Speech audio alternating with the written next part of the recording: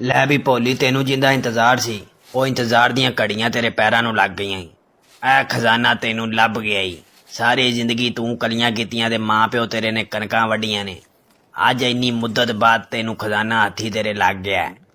ਇਹਦਾ ਮੈਨੂੰ ਬੇਸਬਰੀ ਨਾਲ ਇੰਤਜ਼ਾਰ ਸੀ।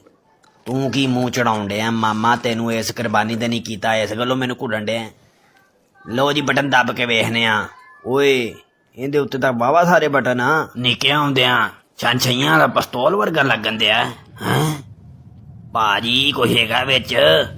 ਉਸਤਾਦ ਜੀ। ਓਏ ਉਸਤਾਦ ਪਿੱਛੇ ਵੇਖ ਆਉਂਦੇ। ਓਏ ਜਨਾਬ ਕੀ ਪਿੱਛੇ ਆ ਗਿਆ? ਸ਼ਬਾਜ਼ ਸ਼ਰੀਫ ਤਾਂ ਨਹੀਂ ਉਹ ਆ ਗਿਆ ਕਿਤੇ? ਪੈਸੇ ਵੇਖ ਕੇ ਤਾਂ ਉਹ ਵੀ ਭੱਜਾ ਹੀ ਆਉਂਦਾ। ਹੈਂ ਉਹ ਤੇਰੀ ਭੈਣ ਨੂੰ। ਓਏ ਓਏ ਆ ਕਿੱਥੋਂ ਆ ਗਿਆ? ਮੈਨੂੰ ਲੱਗਦਾ ਬਟਨ ਨੱਪੇ ਨੇ ਤਾਂ ਆ ਗਿਆ। ਰੱਖ ਇਹਨੂੰ ਇੱਥੇ ਭੁੱਲੀਏ।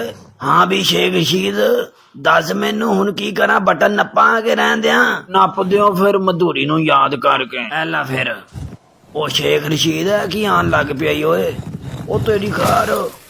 ਹੈਂ ਮੈਨੂੰ ਲੱਗਦਾ ਪੌੜੀਆਂ ਵਾ ਅੰਦਰ ਜਾਣ ਦੀਆਂ, ਖਜ਼ਾਨਾ ਫੜਨੇ ਆ।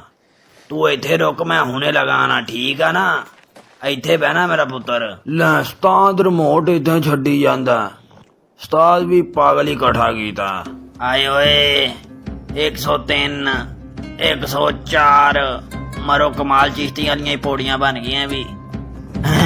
ਲੈ ਵੀ ਮਾਲਕ ਵੀ ਕੀ ਯਾਦ ਕਰੇਦਾ ਕਿ ਕੈਸੇ ਸ਼ੇਖ ਰਸ਼ੀਦ ਨੂੰ ਪਾਲਿਆ ਮੈਂ ਆਪਣੇ ਮਾਲਕ ਦਾ ਹੁਕਮ ਸੇ ਰੱਖਾਂ ਤੇ ਮੱਥਾ ਦੀ ਜਗ੍ਹਾ ਤੇ ਐਸ ਰਿਮੋਟ ਦੀ ਦਿਲੋਂ ਜਾਨ ਨਾਲ ਹਿਫਾਜ਼ਤ ਕਰਾਂਗਾ।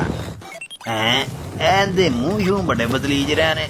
ਮੈਨੂੰ ਲੱਗਦਾ ਇਸ ਤਰ੍ਹਾਂ ਹੁਣ ਇਹਨੂੰ ਮੈਂ ਏਦਾਂ ਛਪਾਉਣਾ। ਚੁੰਗ ਪੁੰਗ ਚੁੰਗ। ਐ ਤਾਂ ਅੱਧਾ ਕੋ ਮੇਰੇ ਵਰਗਾ ਮੂੰਹ ਤੇ ਅੱਧਾ ਘੋੜੇ ਵਰਗਾ ਹੋਇਆ ਪਿਆ। ਚਲੋ ਕੋਈ ਨਹੀਂ ਲਾਲਾ ਜੀ। ਇਹ ਫੇਰ ਬਦਲਣ ਲੱਗ ਪਿਆ ਯਾਰ।